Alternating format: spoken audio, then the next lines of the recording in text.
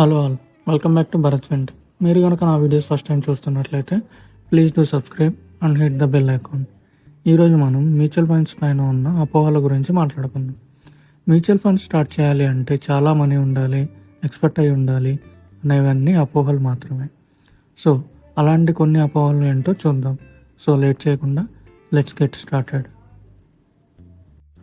Mutual funds are too risky. ఇది చాలాసార్లు వినే ఉంటారు, కానీ నిజానికి మ్యూచువల్ ఫండ్స్లో చాలా రకాలు ఉన్నాయి. లో రిస్క్ డెప్త్ మ్యూచువల్ ఫండ్స్ నుంచి high risk equity mutual funds వరకు చాలానే ఉన్నాయి. అందులో ఎవరికి సూట్ అయ్యే మ్యూచువల్ ఫండ్ వారికి ఉంటుంది. కొందరికి రోలర్ కోస్టర్ రైడ్ అంటే ఇష్టం, మరి కొందరికి పార్కులో ప్రశాంతంగా నడవటం ఇష్టం. ఇలా ఎవరి గోల్స్ అండ్ రిస్క్ ఫ్యాక్టర్ని కన్సిడర్ చేసి వాళ్ళు మంచి ఫండ్ చూస్ చేసుకోవచ్చు.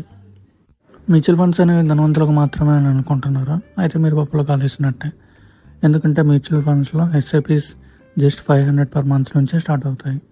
500 అంటే వీకెండ్ ఒక రెస్టారెంట్లో స్పెండ్ చేసినంత. ఇవాళ చిన్న ఇన్వెస్ట్మెంట్స్ రేపటి రోజు పెద్ద ప్రాఫిట్స్ అవుతాయి. So every step counts. Start today. Mutual ఫండ్స్లో ఇన్వెస్ట్ చేయాలి అంటే మనం ఎక్స్పర్ట్ అయి ఉండాలా అంటే లేదు.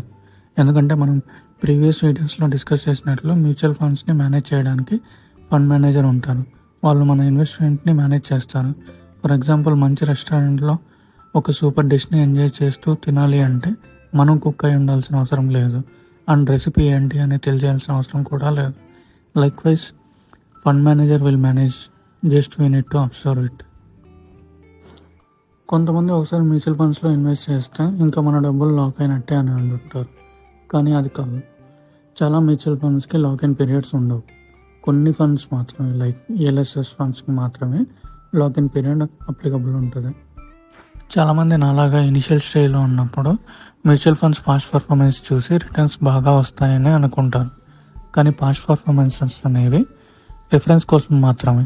సో ఇన్వెస్ట్ చేసే ముందు ఖచ్చితంగా రీసెర్చ్ చేసి ఇన్వెస్ట్ చేయండి, ఎందుకంటే no one can predict the future. Best మీరు ఇన్వెస్ట్మెంట్స్ని డైవర్సిఫై చేయండి, ఎక్కువ లాంగ్ టర్మ్ గోల్స్ మీద ఫోకస్ చేయండి. That's all about top 5 myths on mutual funds. Let's conclude. I suggest start small, stay consistent and watch your wealth grow. Mutual ఫండ్స్లో చాలా options ఉంటాయి. So మన ఇన్కమ్, గోల్స్ అండ్ రిస్క్ టాలరెన్స్ని దృష్టిలో పెట్టుకొని research చేసి invest చేయండి. మీకు ఈ వీడియోలో ఉన్న కంటెంట్ నచ్చినట్లయితే please do like, share and subscribe.